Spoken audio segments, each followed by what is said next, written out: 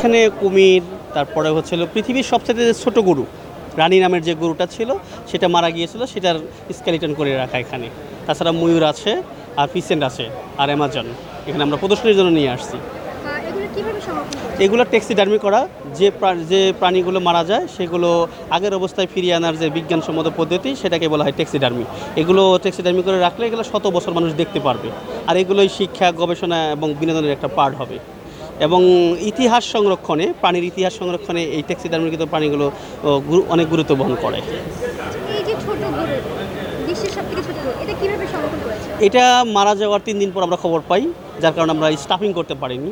পরে এটা আমরা ওর হাড়গুড়গুলো উঠাই এবং হাড়গুড়গুলো আবার আগের অবস্থায় জয়েন্ট দিই।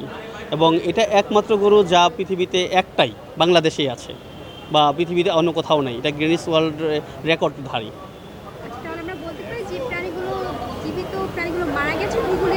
হ্যাঁ, যে সকল প্রাণী ন্যাচারালি, অ্যাক্সিডেন্টলি কিংবা লোকাল পিপল মারে, সেগুলো আমরা প্রসেসিং করে রাখি।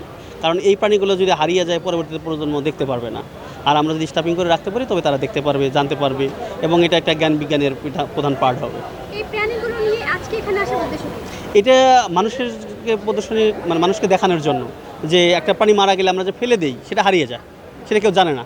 যদি আমরা এটা এখানে না নিয়ে আসতাম, মানুষ জানতো না যে এই প্রাণীটার নাম এটা, এটা কোথায় দেখা যায় বা কী অবস্থায় থাকে, প্রকৃতি ছিল বা একসময় থাকবে না, সেগুলো মানুষকে জানানো। এবং ডেড অ্যানিমাল কনজারভেশন করেও যে আমরা এগুলো রক্ষা করতে পারি, এটা মানুষের কাছে একটা বার্তা দেওয়া।